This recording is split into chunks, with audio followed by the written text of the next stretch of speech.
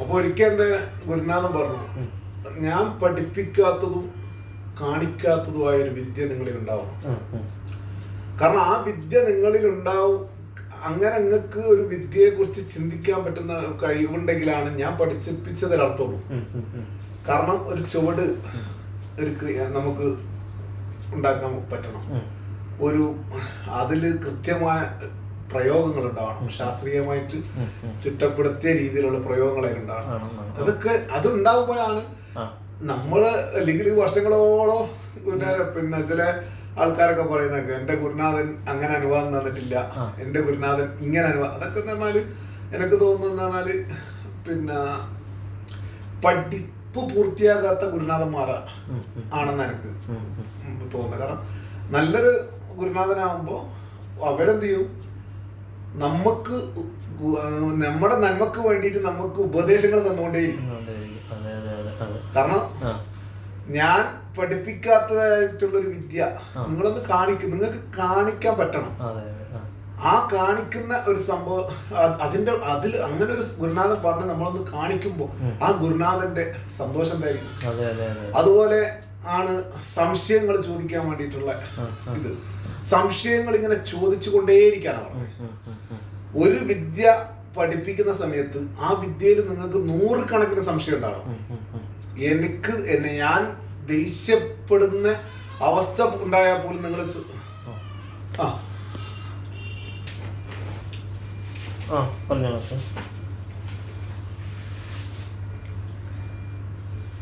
അപ്പൊ അതായിരിക്കണം നമ്മളെ ചിന്തകൾ. അങ്ങനെ ചിന്തിപ്പിക്കാൻ പഠിപ്പിക്കുന്ന ഗുരുനാഥന്മാരായിരിക്കണം നമ്മള്.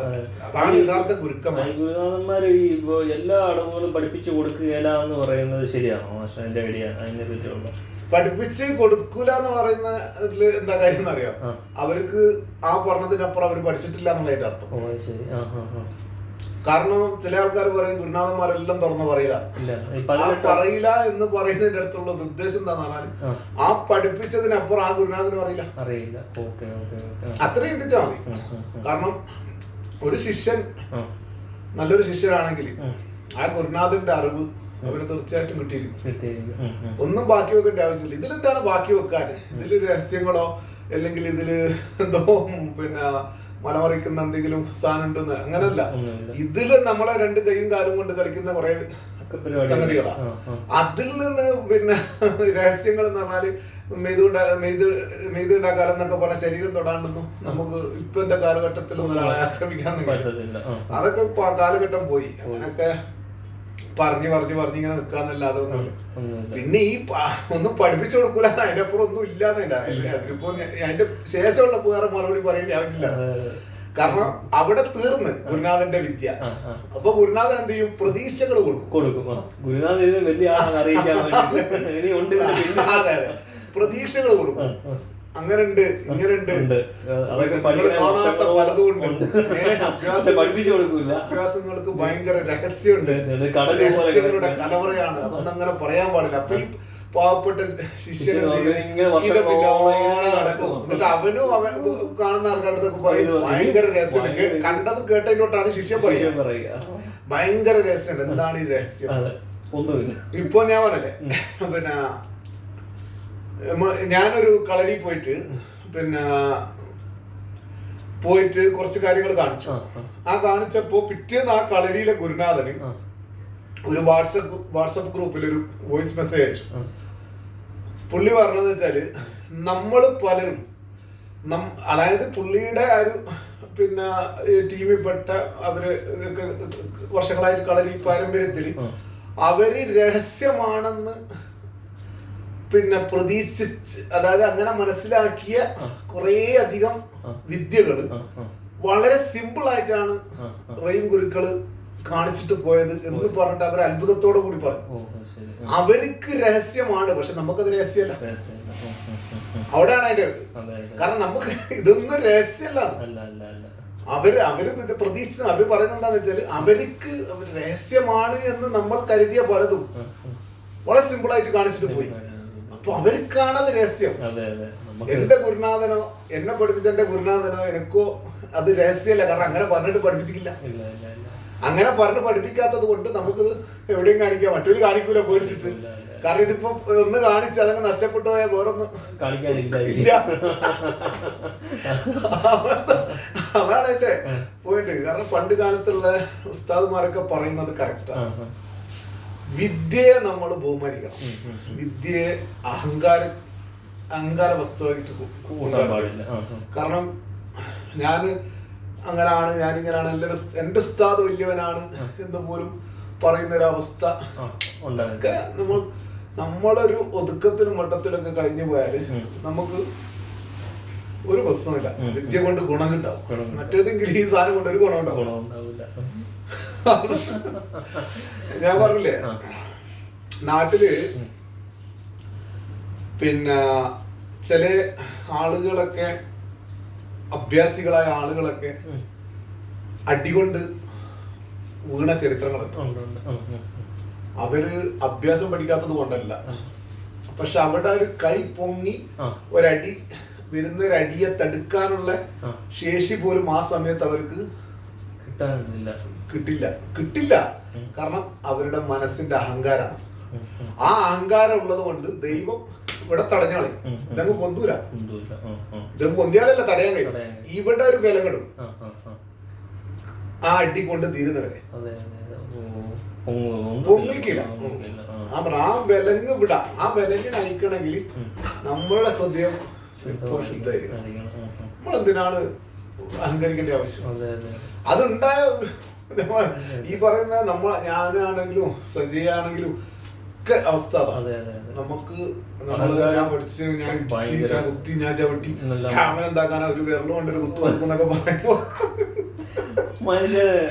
ഒന്നും നടക്കൂല. മനുഷ്യൻ വളരെ ദുർബല ശരീരമല്ലേ. അതെ. നമ്മള് പിന്നെ പേടിപ്പിച്ച് നിർത്തുന്ന കുറെ പേടിപ്പിച്ച് നിർത്തലാണ് ഈ നമ്മൾ ഈ കളരി മേഖലയിൽ ഏറ്റവും കൂടുതലുള്ള ഒരു ഐറ്റംസ് ആണ് പേടിപ്പിച്ച് നിർത്തുക.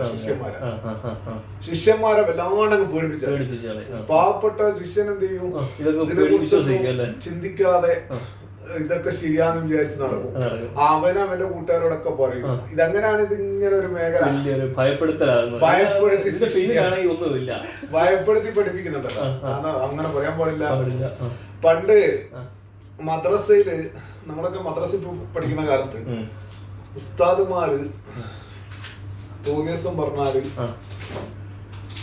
അവർക്ക് നമ്മളോട് പറയും ഉസ്താദുമാർ. അപ്പൊ നമ്മള് ഉസ്താദുമാർ തോന്നിയ ദിവസം പറഞ്ഞാലോന്ന്.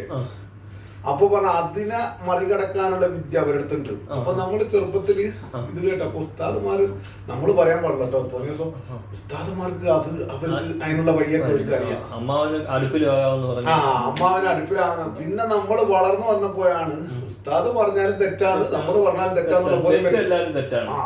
ആ ഒരു കാലഘട്ടം അങ്ങനെ ആയിരുന്നു. കാരണം ഇത് ഈ ഒരു അവസ്ഥയിലാണ് നമ്മളെ കളരിയില് അധികം ആൾക്കാർ പിന്നെ കുറച്ചൊക്കെ ആളുകള് ഇത്തരം കുറെ അന്ധവിശ്വാസത്തെ ഭയപ്പെടുത്തി പഠിപ്പിക്കും.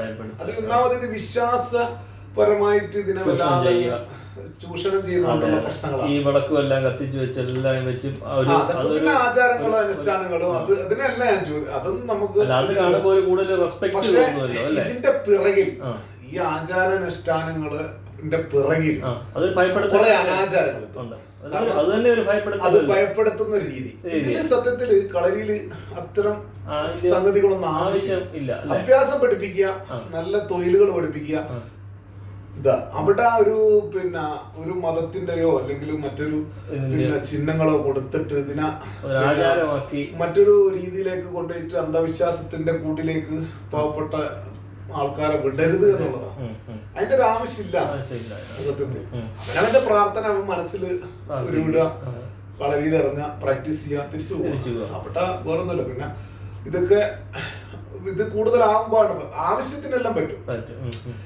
അനാവശ്യമായിട്ട് ഇതിനെ വല്ലാതെ കൊണ്ടുപോകുമ്പോ ഇതിലേക്ക് കുറെ സംഗതികൾ പിന്നെ കടന്നു വരും. നല്ല പുതിയാപ്പുള വരും പോലെ വരും. കുറെ കഴിയുമ്പോ ഇതിലേക്ക് പിന്നെ ഇതായി മന്ത്രിച്ചുതലായി. പിന്നെ കുറെ കഴിയുമ്പോ ഒരു പച്ച തലയിൽ കിട്ടും, ഒരു താടിയൊക്കെ ഒന്നിങ്ങനെ നീട്ടി ഒരു വലിയ ജുബ്ബ കിട്ട് കുത്തിരിയുമ്പോ അയാൾ മഹാനായ മനുഷ്യനാണ്. പിന്നീട് കളരി മേഖലയിൽ നിന്നൊക്കെ വിട്ട് പിന്നെ പത്മാസനത്തിലാണ് ആത്മീയത ഇരിക്കും. ആടെ ഇരുന്ന് അതിന്റെ തന്നെ അല്ലേ ഈ കളരിയിൽ നോക്കുമർമ്മം ചൂണ്ടുമർമ്മം ഒക്കെ വെറും തട്ടിപ്പ് തന്നെയാണോ? അതൊക്കെ ഒരു വിശ്വാസത്തെ ചൂഷണം ചെയ്യുന്ന ഒരു കാര്യങ്ങളാണോ? ഈ ഒരു കാലഘട്ടത്തിൽ അതൊക്കെ സാധ്യമാണോ എന്നുള്ളത് നമുക്ക് അറിയില്ല. അതിനെ കുറിച്ച് സത്യത്തിൽ അറിയില്ല. കാരണം പിന്നെ പറയപ്പെടുന്നവരാരും ഒരു പൊതുവേദിയിൽ ചെയ്തിട്ട് പിന്നെ അവരുടെ ശിഷ്യന്മാരെ അല്ലാത്ത ഒരാളെയും ചെയ്തതായിട്ട് ഇതുവരെ കണ്ടിട്ടില്ല. അവരെ ശിഷ്യന്മാരൊക്കെ നിരവധി കാണുന്നുണ്ട്. ഇപ്പൊ ഞാൻ പറയട്ടെ, എന്റെ ഒരു ഗുരുനാഥ അനീഫ ഗുരുക്കള്, എടപ്പാൾ അനീഫ ഗുരുക്കള് എന്റെ ഉസ്താദാണ്. മൂപ്പര് ശിഷ്യന്മാരെ ചെയ്യും. പക്ഷെ അത് പിന്നെ ഉസ്താദ് തന്നെ പറയും, അല്ല പഠിച്ചുകൊണ്ടല്ല, അത് ശിഷ്യന്മാരെ ചെയ്യാം. അത് ഉസ്താദ് തന്നെ പറയും, അനീഫ് ഉസ്താദ് തന്നെ പറയും. പക്ഷെ മറ്റൊരു അങ്ങനെ പറയില്ല. അതൊക്കെ പിന്നെ ഇതിന്റെ ഭാഗമാണ് വരുത്തി തീർക്കുക. കാരണം അഭിനയ കല എന്ന് പറയുന്നത്, ആയോധന കലയിലും ഒരു കലയുണ്ടല്ലോ. അപ്പൊ അഭിനയിക്കാൻ പഠിക്കണം, കൃത്യമായിട്ട് അഭിനയിക്കാൻ പഠിക്കണം. അതൊക്കെ കാണിച്ചാലേ പിള്ളേരെ കിട്ടുള്ളൂ. ചിലതില് അഭിനയിക്കുമ്പോ പാളിപ്പോകും. അടങ്കല് ചെയ്യുന്ന സമയത്തൊക്കെ ചിലപ്പോ പാളിപ്പോകും. ശരിയാണ്. കാരണം നമ്മളൊരു മർമ്മം ചെയ്ത് മറ്റോ ബോധം കെട്ടുവാണ്. പിന്നെ അത് പക്ഷെ അഭിനയിക്കുന്നവരും ശ്രദ്ധിക്കണം. അതില് അല്ലെങ്കിൽ പണി കിട്ടും. ഇത് എല്ലാത്തിലും ഉണ്ട്. എല്ലാത്തിലും ഒരു കലയുണ്ട്. ഇതിന് വികൃത നമ്മളൊരു അഭ്യാസത്തിന്റെ രൂപേണ. പിന്നെ ആത്മീയതന്റെ ഒരു വശം വേറെ. അതും അഭ്യാസവും തമ്മിലൊന്നും കൂട്ടി അത് അഭ്യാസം അതിലേക്ക് വന്ന് പിന്നെ ആത്മീയതയിലേക്ക് വന്ന് ലയിക്കും. ആ ഒരു ഘട്ടമുണ്ട്. പക്ഷെ ആ ഘട്ടം എന്ന് പറയുന്നത് ഇതിനെ ചൂഷണം ചെയ്യാനുള്ള ഘട്ടമല്ല. ചിലർ ആ ഒരു ഘട്ടത്തിലേക്ക് എത്തുമ്പോ ഇതിനെ വല്ലാതെ അതാ ഞാൻ പൈസയാണ് എല്ലാത്തിന്റെയും. എല്ലാം ബിസിനസ്.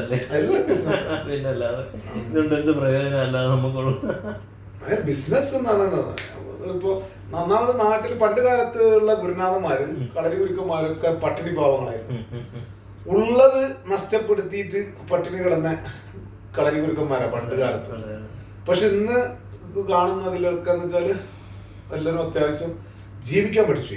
കാരണം പട്ടിണി ഇല്ലാതെ ജീവിക്കാൻ പഠിച്ചു. അതില് കുറെ ഇങ്ങനെ കണ്ട തട്ടിപ്പ് വീരന്മാരുണ്ട്. അതിലൊക്കെ പോയി ചാടി വീഴും. ചിലര് ഒരു ക്ലാസ്സിന് പിന്നെ 50,000 വാങ്ങും, അല്ലെങ്കിൽ 25,000 വാങ്ങും, 30,000 വാങ്ങും, 5,000 വാങ്ങും. ഒരു ക്ലാസ്സിന് 1 മണിക്കൂർ 1-2 മണിക്കൂർ ക്ലാസ് 5,000 രൂപ. പിന്നെ അങ്ങനെയൊക്കെ പോയി പഠിക്കുന്ന ആൾക്കാരുണ്ട്.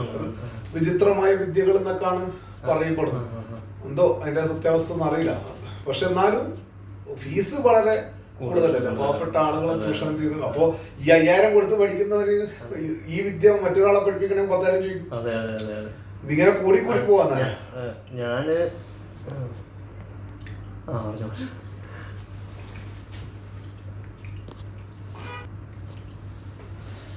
ഇതെല്ലാം ഒരു ഇപ്പൊ ഒരു ബിസിനസിന്റെ ഭാഗമാണ്. പക്ഷെ പണ്ടുള്ള പണ്ടുള്ള ഗുരുനാഥന്മാരൊന്നും അങ്ങനെ കച്ചവടത്തിന്റെ പട്ടിണി പാവങ്ങളാണ്. പിന്നെ അവരൊക്കെ ഇന്നും ഒന്നുമില്ലാത്ത ആളുകളൊക്കെ ഉണ്ട്. ഈ CVN ഗുരുക്കള് എന്ന് പറയുന്ന ആള് ആക്ച്വലി പുള്ളി എവിടെ CV നാരായണൻ ഗുരുക്കള് ഗുരുനാഥന് കോട്ടക്കൽ കനാനം ഗുരുക്കൾ എന്നാണ് പറയപ്പെടുന്നത്. അവിടുത്തെ ആളാണ് കോട്ടക്കൽ കനാരം ഗുരുക്കൾ എന്നാണ് CV നാരായണൻ ഗുരുക്കൾ ശരിയായ പേര്. അവരൊക്കെ എവിടുന്ന് CV നാരായണൻ? അല്ല, അതിനൊക്കെ മുമ്പ് ഈ കളരി ഉണ്ടായിരുന്നോ കേരളത്തിൽ? അതോ അതിനൊക്കെ മുമ്പ് ബ്രിട്ടീഷുകാർ നിരോധിച്ചെന്നുള്ള ഇതൊക്കെ പറയുന്നില്ലേ? അപ്പൊ ആ സമയത്ത് ഇത് ഒളിച്ചും പൊത്തിയും യഥാർത്ഥത്തിൽ ഞാൻ മനസ്സിലാക്കുന്നതെന്ന് പറഞ്ഞാല് ഇന്ന് കാണുന്ന കളരിപ്പയറ്റ് ആയിരിക്കില്ല ആ ഒരു കാലഘട്ടത്തിൽ, ആദിമകാലത്ത്. കാരണം വെച്ചാല് ഇന്ന് താരിക്കനുസരിച്ചും വായ്ത്താരിക്കനുസരിച്ചും മാത്രല്ലേ. വലത്തോണ്ട് അടിക്കുമ്പോ ഇടത്തോണ്ട് തടുക്കണം. പിന്നെ ഇടത് കൈ പാസ്സുള്ളവനാന്ന് അറിയാതെ അടിയടാന്ന് പറഞ്ഞപ്പോ ഇടത് കൈക്ക് തടിക്കുകയും വലത് ജനിക്ക് അടി കിട്ടുകയും ചെയ്ത അവസ്ഥകളൊക്കെ ഉണ്ടായിട്ടുണ്ട്. കാരണം എന്താ വെച്ചാൽ ഈ താരി അങ്ങനെ ഒരു ചില സമയത്ത് അങ്ങനെ അബദ്ധങ്ങൾ ഉണ്ടാകും. കാരണം ഒരു ഗുരുനാഥന് ഒരു കളരിയില് ഇറങ്ങിയിട്ട് പിന്നെ അപ്പൊ ഈ ഒരു ചെറിയോന് ഇടത് കൈ ആണ് വശം എന്നുള്ളത് പുള്ളിക്ക് അറിയില്ലായിരുന്നു. അപ്പൊ ഈ പുള്ളി അവിടെ നിന്നിട്ട് അടിക്കടാന്ന് പറഞ്ഞു. അടിക്കണം എന്ന് പറഞ്ഞിട്ട് പുള്ളി ഇടത് കൈക്ക് ബ്ലോക്ക് ചെയ്യാൻ നിന്നാ. ഇടത് കൈക്ക് ബ്ലോക്ക് ഇങ്ങനെ വെച്ച് നോക്കുമ്പോ അടിവിടെ കിട്ടി. അപ്പൊ ഗുരുക്കൾ പറഞ്ഞ നീ ഇടതേനു പറയേണ്ടത്. അപ്പൊ ഈ ഒരു ചിന്താഗതിയില്ല. കാരണം ആ ഒരു താരി എന്ന് പറയുന്ന ഒരു സംവിധാനത്തിൽ അങ്ങനെ കുറെ കുഴപ്പങ്ങളുണ്ട്. അതൊക്കെ പഠിക്കുന്ന കാലഘട്ടം കഴിഞ്ഞാൽ പിന്നെ ഈ ഒരു കാലഘട്ടത്തിൽ കാണുന്ന കളരിപ്പയറ്റൊന്നും ആയിരിക്കില്ല. അത് വളരെ വ്യത്യസ്ത. കാരണം അന്ന് അടിക്കാനും ജയിക്കാനും വേണ്ടിയിട്ടാണല്ലോ. കൊല്ലാനും ജയിക്കാൻ മരിക്കാതിരിക്കാൻ ഒരാളും കൊല്ലാൻ മറ്റൊരാളും. കാരണം ചേവന്മാരുടെ അവസ്ഥകൾ നോക്കുമ്പോൾ മനസ്സിലാവുമല്ലോ. ഒരാള് കൊല്ലാനും മറ്റൊരു കൊല്ലാതിരിക്കാനും. അതായത് ഒരാൾ ജയിക്കാനും പിന്നെ രണ്ടുപേരും ജയിക്കാൻ വേണ്ടിയിട്ടാണ്. പക്ഷെ അവരെ തോൽക്കലില്ല എന്നുള്ള രീതിയിൽ ഒരാൾ മരണപ്പെടില്ല, അല്ലെങ്കിൽ ഒരാളെ കൊല്ലും എന്നുള്ള രീതിയിൽ. അപ്പൊ ആ രീതി ഇന്നത്തെ കാണുന്ന വാൾപ്പയറ്റോ അല്ലെങ്കിൽ ഇന്നത്തെ കാണുന്ന ഉറുമ്പിപ്പയറ്റോ ആയിരിക്കില്ല. അതിലൊക്കെ ഒന്നും താരി സമ്പ്രദായങ്ങളോ അല്ലെങ്കിൽ അങ്ങനെ രീതികളോ ഉള്ളതായിട്ട് പിന്നെ ഉണ്ടാവില്ല. പിന്നെ ഈ ഒരു ചരിത്രങ്ങള് പിന്നെ കിട്ടുന്ന ആൾക്കാര് ഇന്നത്തെ കളരിപ്പയറ്റാണ് അന്ന് എന്ന് പിന്നെ രീതിയിലൊക്കെ കൊണ്ടു നടക്കുന്നുണ്ട്. അതിനൊന്നും വ്യക്തമായ രേഖകളോ കാര്യങ്ങളോ ഒന്നും ഉണ്ടാവില്ല. കാരണം അന്ന് യഥാർത്ഥ അഭ്യാസങ്ങളായിരുന്നു. അതായത് അടിക്കാനും തല്ലാനും ഒക്കെ പഠിപ്പിക്കുന്ന രീതി, വിത്തൗട്ട് പിന്നെ ഒരു ഇതില്ലാണ്ട് വായ്ത്താരി ഇല്ലാതെ. കാരണം അങ്ങനെ പഠിക്കുമ്പോ മാത്രല്ലേ രണ്ടുപേര് തമ്മിൽ മറ്റേതെന്ന് പറയുമ്പോ രണ്ടുപേര് തമ്മിൽ ജയിക്കില്ല. പിന്നെ താളത്തിനനുസരിച്ച് കളിക്കട്ടെ. അപ്പൊ ആ ഒരു വ്യത്യാസം ഉണ്ടാവും. കാരണം ആയോധന കല പിന്നീട് ഈ പിന്നെ ബ്രിട്ടീഷുകാരുടെ നിരോധനത്തിന് ശേഷം ചിലപ്പോ ഈ ഒരു സ്റ്റേജ് കല എന്നുള്ള രീതിയിൽ ഈ ഒരു രൂപത്തിൽ ചിട്ടപ്പെടുത്തിയിരിക്കുന്നതാണ്. ചരിത്രങ്ങളൊന്നും നമ്മൾ നോക്കണം, അതൊക്കെ ഓരോരുത്തർ എഴുതുന്നതല്ലേ. അതൊന്നും അത്ര ഇതായിരിക്കില്ല. ഈ ഒരു അവസ്ഥയിലായിരിക്കാൻ സാധ്യത. കാരണം ആ ഒരു കാലഘട്ടത്തിലൊന്നും അങ്ങനെയുള്ള പിന്നെ ഈ ഒരു കാണുന്ന താരി വ്യവസ്ഥയും കാര്യങ്ങളൊന്നും ഉണ്ടാവില്ല. കാരണം അന്നൊക്കെ ഒറിജിനൽ അഭ്യാസങ്ങളല്ല. കൊല്ലുക, അടിക്കുക, വെട്ടൊന്ന് മുറിരണ്ട് ആ രീതിയിൽ തന്നെ ആയിരിക്കും പഠിപ്പിച്ചിട്ട്. അതന്നെ തീർച്ചയായിട്ടും. കാരണം അങ്ങനെ അതെ. കാരണം അതുകൊണ്ട് അവരൊക്കെ അംഗച്ചേവന്മാരും പിന്നെ വെല്ലുവിളിച്ച് നമ്മളിന്ന് നാട്ടില് പോലീസ് സ്റ്റേഷനിൽ പോകുമ്പോൾ അല്ലല്ല, അന്ന് വെല്ലുവിളി ഉണ്ടായാല് അടിച്ചു തീർക്കുക. വെല്ലുവിളി ഉണ്ടാകുമ്പോ രണ്ട് ടീം ഒരു സമയം ഇതൊക്കെ നിശ്ചയിക്കുക, അടിച്ചു തീർക്കുക. അപ്പൊ അത് ഇന്നത്തെ കൊട്ടേഷൻ, സെയിം കൊട്ടേഷൻ. പക്ഷെ അന്ന് കൊട്ടേഷൻ എന്ന് പറയില്ല, അന്ന് ഒരു നാട്ടില് നടപ്പായിരുന്നു. പക്ഷെ ഇന്നാണെങ്കിൽ അത് കൊട്ടേഷൻ ഗണത്തിൽപ്പെടും. അന്നത്തെ കാലഘട്ടത്തില് അതൊരു നാട്ടു നടപ്പായിരുന്നു. കാരണം നാടുവാഴികൾ തമ്മിൽ പ്രശ്നങ്ങൾ ഉണ്ടാവുമ്പോ ഇവരെ തർക്കം പറഞ്ഞു തീർക്കാൻ വേണ്ടി രണ്ട് ചേകവന്മാരെ കൊണ്ടുവരിക. ഈ ചേകവന്മാര് ഇവര് തമ്മിൽ ഈ പ്രശ്നം തമ്മിൽ യാതൊരു ബന്ധം ഉണ്ടാവില്ല. പക്ഷെ ചേകവന്മാർക്ക് അന്തപ്പണം കിട്ടും, മറ്റു അവരെ കുടുംബം ജീവിക്കാനുള്ള, മരിച്ചു പോയാലും കുടുംബത്തോട് ജീവിക്കാനുള്ള പണം കിട്ടും. ആ പണത്തിന് വേണ്ടാണ് ചേകവന്മാർ വരുന്നത്. യഥാർത്ഥത്തിൽ രണ്ട് കൊട്ടേഷൻ ടീം വന്ന് അവര് തമ്മിൽ ഏറ്റുമുട്ടും മറ്റൊരാൾക്ക് വേണ്ടി. പക്ഷെ ഇന്നത്തെ കാലഘട്ടത്തിലാണെങ്കിൽ അതാ ഈ കൊട്ടേഷൻ എന്ന് പറഞ്ഞു പോവാ. പക്ഷെ ആ ഒരു കാലഘട്ടത്തില് അത് അന്നത്തെ നാട്ടു നടപ്പായിരുന്നു, നിയമങ്ങളായിരുന്നു. കാരണം നാടുവാഴികളാവുമ്പോ അവര് ഭരണകർത്താക്കന്മാരല്ലേ. അപ്പൊ അത് അന്ന് ശരിയായിരുന്നു, അങ്ങനെയായിരുന്നു. കാരണം ഈ അല്ലെങ്കിലും ഇവര് രണ്ടുപേരും ഈ ടീമായിട്ട് യാതൊരു ബന്ധം ഉണ്ടാവില്ല. അങ്ങനെ ഉള്ളൊരു ഇതാ. അപ്പൊ അവിടെ കൊല്ലണം അല്ലെങ്കിൽ ജയിക്കണം. മറ്റവനെ കൊന്നു തന്നെയല്ല എനിക്ക് ജയിക്കാൻ പറ്റും. ആ ചിന്തയിലുള്ള പോരാട്ടം. അവിടെ താരിക്കനുസരിച്ചായിരിക്കില്ല, ഈ ഒരു ചിന്തകളൊന്നും ഉണ്ടാവില്ല. അന്നേരം കൊറേ ഇതുണ്ട്. പിന്നെ ഇതില് കൊറേ അന്ധവിശ്വാസങ്ങളും കൊറേ പിന്നെ അനാവശ്യ കഥകളൊക്കെ പ്രചരിപ്പിച്ച്. തച്ചോളിയോധൻ എന്നൊക്കെ പറഞ്ഞ ആള് ജീവിച്ചിരുന്നതാണോ? തച്ചോദ്യ ചരിത്രങ്ങളുണ്ടല്ലോ, അവരൊക്കെ ജീവിച്ചിരുന്ന കാലഘട്ട. അതൊക്കെ പറഞ്ഞാൽ കുഞ്ഞാലിമരക്കാരെ കാലഘട്ടത്തിന്റെ അല്ല ഞാൻ പറയുന്നത്. അവരൊക്കെ ജീവിച്ചിരുന്നിട്ടുണ്ട്, ജീവിച്ച് മരിച്ചു പോയവരാ. അവരൊക്കെ ചേകവന്മാരായിരുന്നല്ലോ. പക്ഷെ അവരൊക്കെ പഠിച്ച വിദ്യകള് നമ്മൾ ഈ ഇന്ന് കാണുന്ന രൂപത്തിലുള്ള കളരിപ്പായിട്ടായിരിക്കില്ല എന്ന് ഞാൻ പറഞ്ഞു. കാരണം ഇന്ന് കാണുന്ന അതൊക്കെ ചിലപ്പോ ഈ പിന്നെ നിരോധനത്തിന് ശേഷം പ്രശ്നങ്ങളൊന്നും ഇല്ലാതിരിക്കാൻ വേണ്ടി ഒരു വൈത്താരിയോട് കൂടിയിട്ട് ചില സംഗതികൾ ഉണ്ടാക്കി വെച്ചതാണ്. ഈ വടക്കനും തെക്കനും എന്ന് പറയുന്ന സംവിധാനം പോലൊക്കെ പിൽക്കാലത്ത് വന്നല്ലേ. അതൊന്നും അങ്ങനെ ഉണ്ടാവില്ല. അതൊക്കെ നാട്ടുപേരുകളിൽ അറിയപ്പെടുന്ന കുറെ കടത്തനാടൻ മുറ, പിന്നെ അടിമുറ, പിന്നെ പള്ളി, ചങ്ങമ്പള്ളി എന്നൊക്കെ പറഞ്ഞിട്ടുള്ള തുളുനാടൻ, പിന്നെ ഒടിമർശ്ശേരി, പിന്നെ ഇത് ഈ തമിഴ്, പിന്നെ തെക്ക് തന്നെ കുറെ പേരുകളുണ്ട്, മറന്നുപോയി. അങ്ങനെ കുറെ പേരുകളുടെ ഇത്. പിന്നീട് ഈ പിന്നെ ഒരു കൂട്ടായ്മക്ക് വേണ്ടിയിട്ട് വടക്ക് സമ്പ്രദായവും തെക്ക് സമ്പ്രദായവും തെക്ക് മധ്യ കേരള സമ്പ്രദായമാക്കി. യഥാർത്ഥത്തില് പിന്നെ അത് സമ്പ്രദായങ്ങൾ എന്ന് പറയുന്നത് ഈ സംഘടന ഒരു കൂട്ടായ്മക്ക് വേണ്ടിയൊക്കെ ചെയ്തതായിരിക്കാം. വടക്കൻ സമ്പ്രദായത്തിന് വടക്ക് ഭാഗത്തുള്ള കുറെ ടീമിന് വടക്കൻ സമ്പ്രദായം, തെക്ക് ഭാഗത്തുള്ള കുറെ ടീമിന് തെക്കൻ സമ്പ്രദായം. പക്ഷെ ഇതിലൊക്കെ വ്യത്യാസമുണ്ട്. വടക്കോട്ട് ആണ് ഈ മെയ്പ്പാറ്റും കാര്യങ്ങളൊക്കെ കൂടുതൽ, അംഗങ്ങൾ കൂടുതൽ ഉണ്ടായത് അങ്ങോട്ടാണല്ലോ, വടക്കൻ കടത്തനാട് ആ മേഖലയിലല്ലേ, കോഴിക്കോട്, വടകര, പിന്നെ അങ്ങോട്ട് വടകര മുതൽ, വടകരാണ് പ്രോപ്പർ കടത്തനാട്. കടത്തനാട് എന്ന് പറഞ്ഞാൽ ഇത് കടത്തനാട്, വടകര.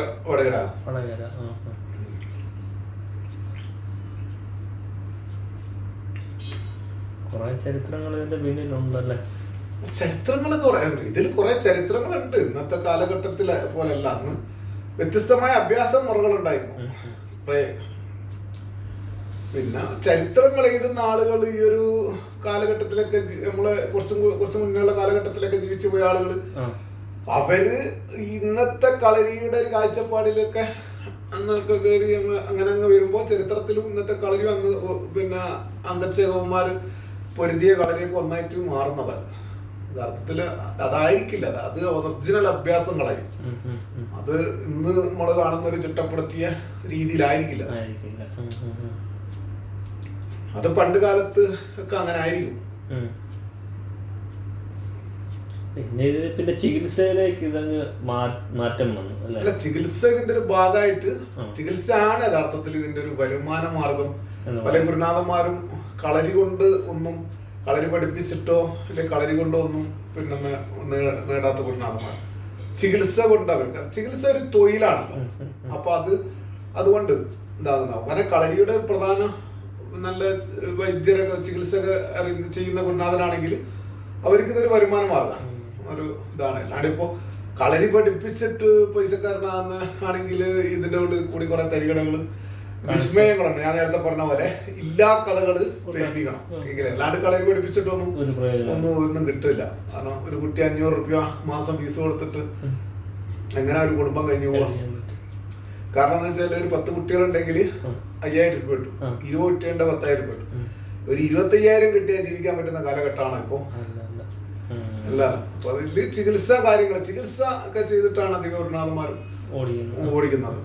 കാരണം കളരി പഠിപ്പിച്ചിട്ടൊന്നും പിന്നെ ഒരു ഗുരുനാഥന്മാരും സത്യസന്ധമായി മുന്നോട്ട് പോകാൻ കഴിയും.